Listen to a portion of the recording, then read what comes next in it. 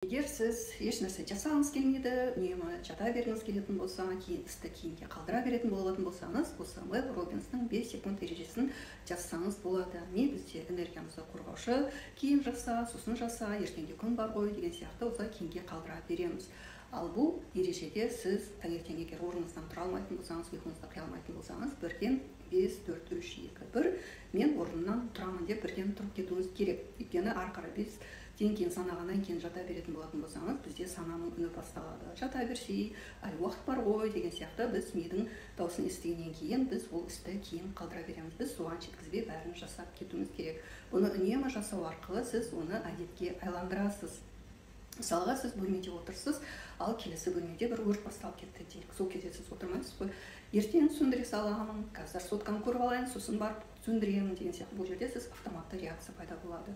Сол сияқты үнемі осы ережені жасау арқылы біз сананың үнін өшіріп, өзіміздің жасайтын істерімізді автоматтандырамыз, до автоматизмі жеткіземіз дейміз ғой.